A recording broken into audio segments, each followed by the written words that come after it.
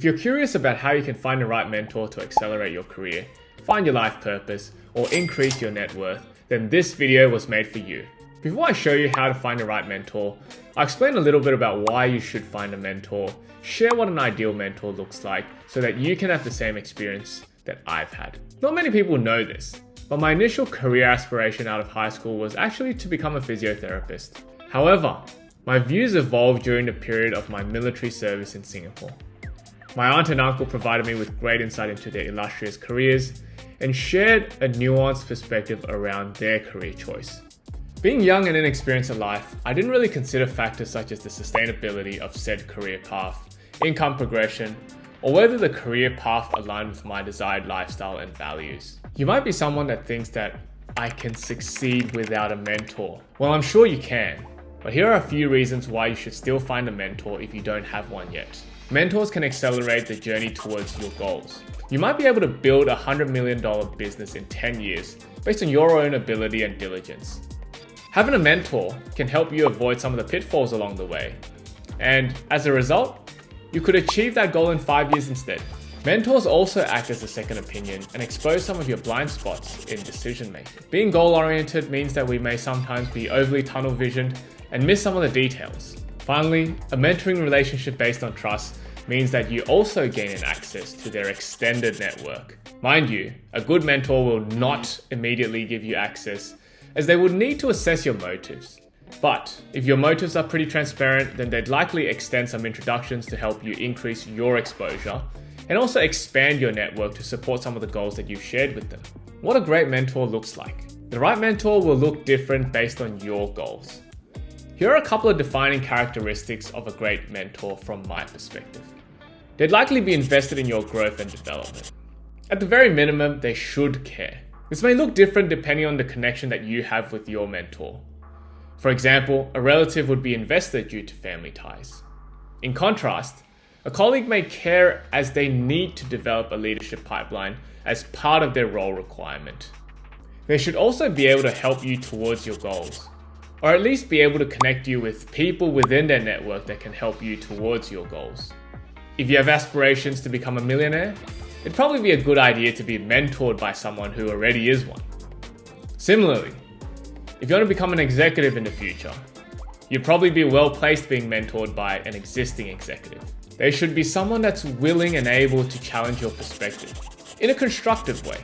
Having someone that plays the devil's advocate and is willing to disagree with you with positive intent is extremely helpful.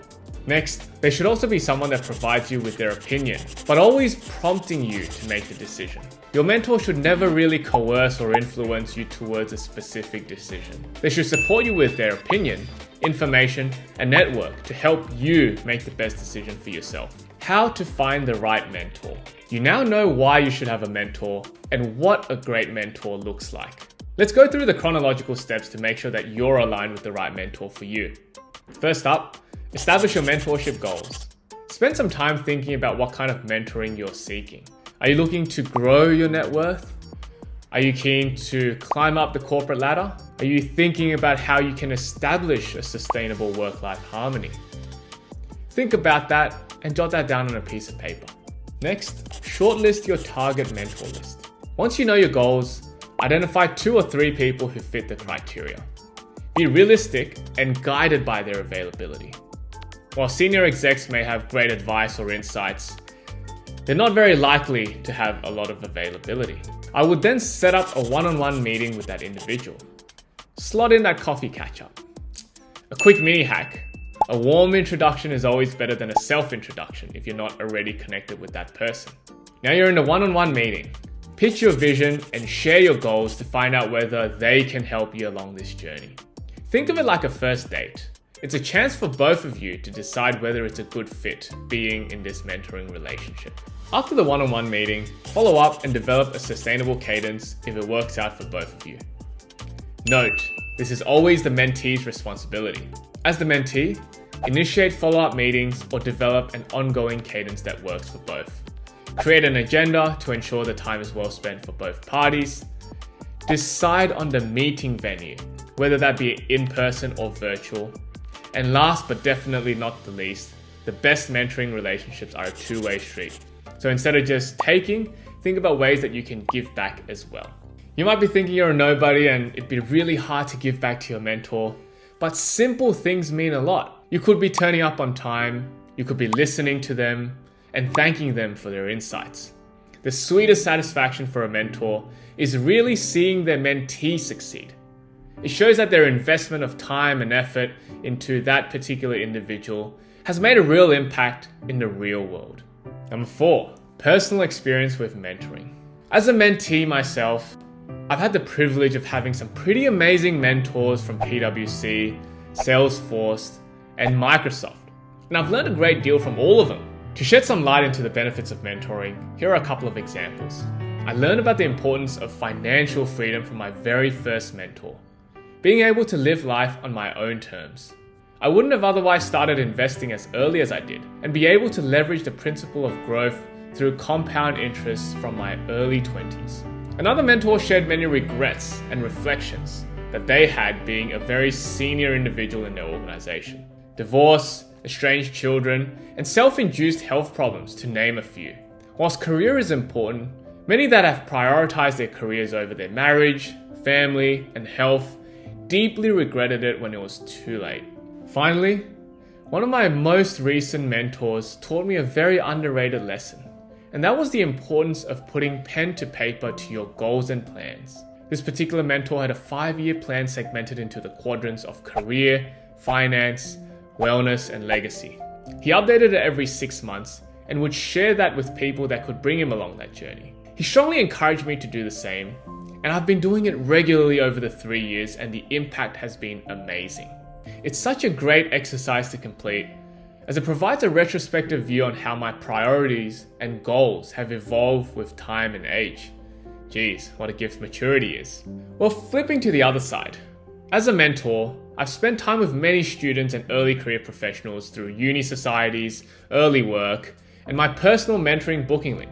I've been privileged to have mentees listen to my journey in landing several internships at Deloitte, Rabobank, Salesforce, and Goldman Sachs. I also make it a priority to share the importance of financial freedom and how to get there in your 20s. Highlight the risks of over-indexing on your career growth over everything else, and the benefit of updating your 5-year plan regularly to ensure that you're heading towards the right direction. If you're interested in mentoring around career, finance, and life, I have some slots available this month. Please head to the link in the video bio and book in some time to connect with me. A couple of final reflective thoughts before I wrap up this video. I've been super fortunate to have some awesome mentors in my life to accelerate my journey of self-development, career progression, and my path towards financial freedom. It's natural that your goals evolve, and so will your mentoring relationships. If a mentor ever ends the mentoring relationship, don't be disappointed. It's bound to happen, and it could be due to a myriad of different reasons. They might not have the time anymore. They might not think that they can provide you with any value, or it just might no longer be a fit. And you know, this is precisely why I have a board of directors rather than a single mentor. It's a pretty simple way to glean different perspectives on a specific challenge, or align the career, financial, or life lessons to people that are more passionate and experienced about these topics. Surprisingly, it actually increases the chances of your mentoring relationships lasting longer. I'll end the video on this final note. Remember to pay it forward. Share the insights that you glean from your mentors and help others that are working towards the same goals too. I hope you enjoyed the video. But before I wrap up, if you'd like to find out more about how you can leverage the productivity benefits of Microsoft 365 Copilot, click on the video over here, where I share some of my favorite prompts in Teams, Outlook, and Excel. Well, hopefully, you're convinced by the benefits of having a mentor now, and know how to find the right mentor for you. If you enjoyed the content today, I'd really appreciate if you could like this video and subscribe to the channel. It keeps my content free for everyone and really helps other people discover this channel too. Thank you so much for watching, and I'll see you in the next video.